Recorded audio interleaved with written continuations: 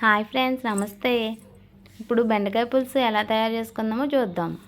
మనకు కావాల్సిన పదార్థాలు: బెండకాయలు, ఉల్లిపాయలు, పచ్చిమిర్చి, మెంతులు, ఉప్పు, కారం, పంచదార, పసుపు, నూనె.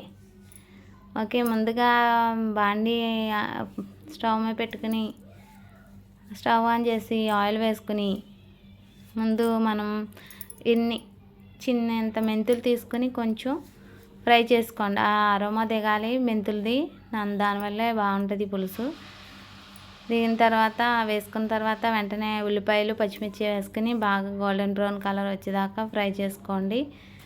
చేసుకొని తర్వాత ఉప్పు, పసుపు వేసేసుకోండి. అప్పుడే మళ్ళీ ఫ్రై చేసుకుని అవి గోల్డెన్ బ్రౌన్ కలర్కి మారిన తర్వాత బెండకాయ ముక్కలు మనం ఏం తీసుకుంటే అన్నీ వేసేసుకోండి. కొంచెం చింతపండుని నీళ్ళలో నానబెట్టుకోండి.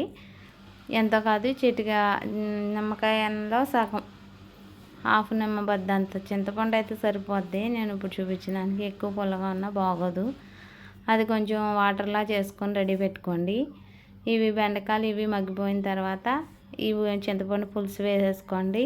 ఒకసారి కలిగి పెట్టుకుని పంచదార వేసుకోవాలండి కంపల్సరీ. బెల్లం ముక్క అయినా వేసుకోవచ్చు, అది మీ ఇష్టం, ఆప్షనల్.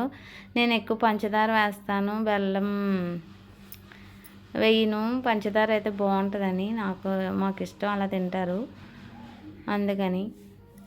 ఒకవేళ ఈ పులుసుని దగ్గరికి ఎగిరిపోయిన తర్వాత కొంచెం దింపేసుకొని బాక్స్లో సర్వ్ చేసుకోవడమే. పిల్లలకి నేను బాక్స్లో కలిపేస్తున్నాను చూడండి. ఎర్లీ మార్నింగ్ ఇలాంటి రెసిపీస్ అయితే పిల్లలకి ఫాస్ట్గా త్వరగా అయిపోతే వాళ్ళు కూడా ఈజీగా తింటారు. చాలా బాగుంటుందండి, ఒకసారి ట్రై చేయండి.